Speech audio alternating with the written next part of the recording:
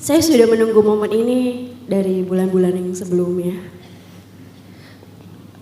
Saya mau nanya Ustadz, kebetulan pas banget di sini kita bahas soal kesehatan mental ya.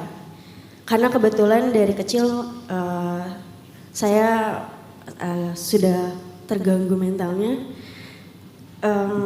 Sedikit cerita, saya juga salah satu pasien RSJ di Bogor. Kalau ada teman-teman yang tahu, Rumah Sakit Marzuki Madi. Saya pernah bersekolah di sana selama 1 minggu. Yang saya mau tanyakan Ustadz, belakangan ini saya sangat putus asa. Bahkan dari beberapa tahun lalu, saya ketika sedih saya selalu merasa saya ingin mengakhiri hidup saya. Karena dari kecil saya sudah ditinggal oleh almarhum bapak saya. Ketika remaja, dewasa pun saya ditinggalkan oleh suami saya, divorce. Bahkan anak saya pun tidak berpihak kepada saya, Ustadz. Akhirnya saya jauh-jauh dari Kalimantan merantau ke Jakarta untuk mencari ketenangan yang terkadang membawa saya ke arus yang tidak benar. Di bulan ini saya berharap sebetulnya akan menjadi bulan yang baik untuk saya, tapi ternyata malah sebaliknya. Untungnya teman saya mengajak saya ke acara hari ini, dan alhamdulillah saya terpilih untuk menanyakan hal ini. Ustadz, apa yang harus saya lakukan ketika obat, healing, bahkan semua hal yang sudah saya lakukan itu masih belum bisa membuat saya tenang, Ustaz? Merasa udah melakukan berbagai macam ikhtiar untuk bahagia, termasuk healing, terus kayak pergi ke tempat yang jauh agar bisa move on, tapi ngerasa belum mampu. Ada satu hal yang mungkin Kak Fauzia dan teman-teman perlu coba dalami lagi, yang tadi saya sampaikan di nasihat yang kedua kalau nggak salah, belajar mindfulness. Apa itu mindfulness? Belajar untuk melatih kesadaran dan perhatian kita tentang momen kita saat ini.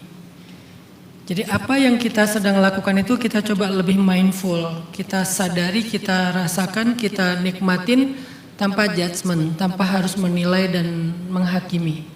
Kayak misalnya kalian duduk di sini di ruangan ini.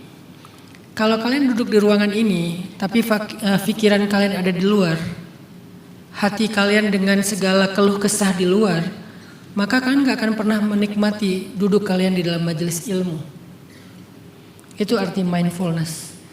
Kalian baru akan mendapatkan keberkahan majelis ilmu kalau ketika kalian duduk di sini tuh kalian hadir.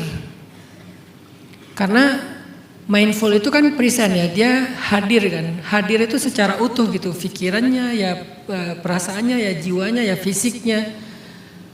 Sehingga kalau kalian di sini duduk dengan mindful, kalian menikmati kajiannya, menikmati tilawahnya, menikmati joke Kak Buninya, menikmati quotes-nya, kalian akan mendapatkan hal yang nyaman. Dan itu nanti bisa jadi hormon kebahagiaan dengan segala variannya kan. Ada hormon cinta, ada hormon painkiller, ada hormon mood stabilizer dengan segala macam istilahnya. Itu tuh akan muncul secara natural ketika kalian mindful dalam majelis. Begitu juga ketika kalian misalnya Kak Fauzia lagi pengen healing. Ada loh orang yang nonton tapi pikirannya ada di luar. Kayak dia lagi nonton musik, orang di panggung tuh lagi nyanyi, yang di bawah itu pada ngikutin nyanyinya. Tapi dia pernah kan lihat ada orang di konser tapi dia beda sendiri gitu kan? Kayak gak hadir gitu kan? Konser orang lain semuanya enjoy, kayak menikmati dia sendiri. Itu kan berarti gak mindful, dia gak hadir di situ.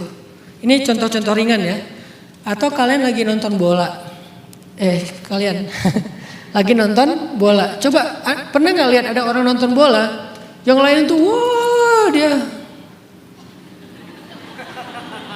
Pernah ketemu nggak orang kayak gitu? Kalau nggak pernah berarti kalian jarang nonton bola. Karena ada aja tuh di stadion itu ada aja orang kayak gitu. Mungkin dia datang ke situ bukan pengen nonton bola, dia pengen dapetin vibes dari crowdnya karena itu kan dibentuk ya.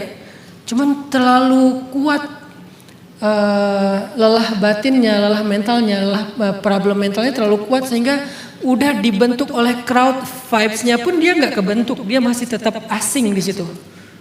Dia nggak mingle di situ, dia nggak ngeblend di situ, dia malah asing, kayak bukan orang yang ada di situ. Nah, gimana cara ngelatih mindfulness ini? Sholat. Karena ketika kita sholat, kita tuh memutuskan semua urusan di luar sholat. Begitu kita Allahu Akbar, putus semua, tek tek tek tek tek tek tek tek. Ya dagangnya, ya urusan apapun dunia ini putus semuanya. Kan sholat itu adalah zikir, mengingat Allah. Jadi dia fokus dengan Al-Fatihahnya, Al-Ikhlasnya, An-Nasnya, tasbihnya, i'tidalnya, tahiyatnya. Di situ kan lagi berlatih tuh. Kalau di luar mungkin pakainya meditasi, yoga segala macam. Kita sebagai muslim ya sholat dan insya Allah kita yakin inilah yang terbaik untuk melatih mindfulness. Kita hadir dalam sholat kita, terputus semua urusan yang lain. Sampai para sahabat ada yang mengatakan, aku kalau udah sholat seolah-olah di hadapanku Allah, di belakangku dosa, di kananku surga, di kiriku neraka. Cuman itu yang dia ingat. Dia nggak ingat apa-apa. Bahkan ada sahabat yang ketika sholat namanya Abdullah bin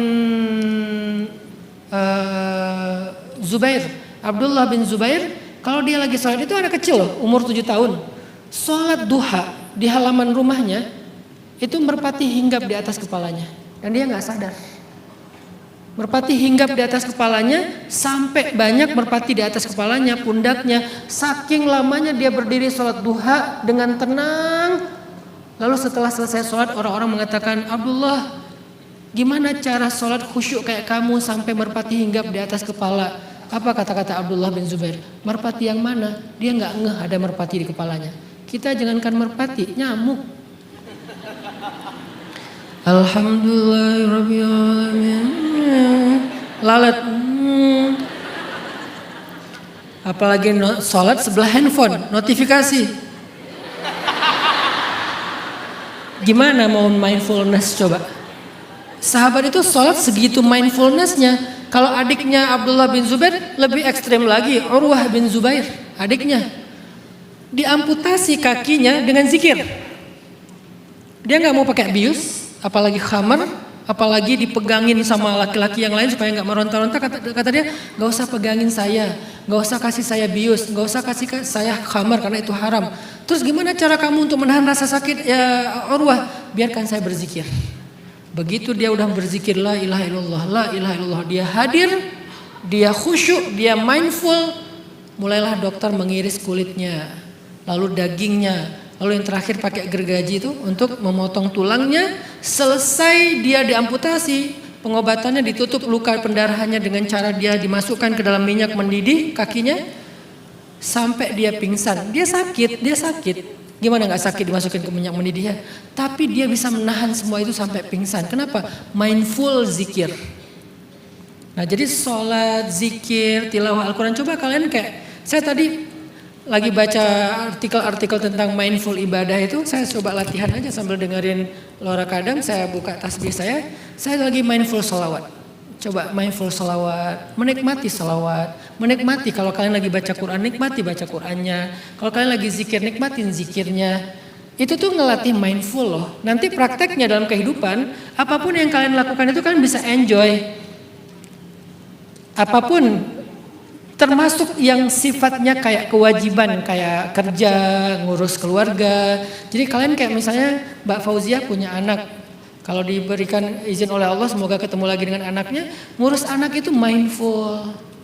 Saya lagi main sama anak saya yang paling kecil yang keriting, yang panjang rambutnya tapi ke atas. Yang hobinya reok ponorogo itu. Kalau saya lagi main sama dia gini-gini itu mindful, menikmati aja waktu saya sama anak. Saya nggak mau mikirin urusan kerjaan yang lain. Saya punya masalah di sebuah usaha saya yang lumayan berat. Saya nggak mau mikirin itu. Saya lagi sama anak. Jadi saya mindfulnya dengan anak, hadirnya dengan anak. Nanti di kerjaan hadirnya dengan kerjaan. Nanti dalam programming dakwah hadirnya dengan rapat, meeting, program dakwah segala macam. Menjalankan hobi ya udah saya nikmati menjalankan hobi.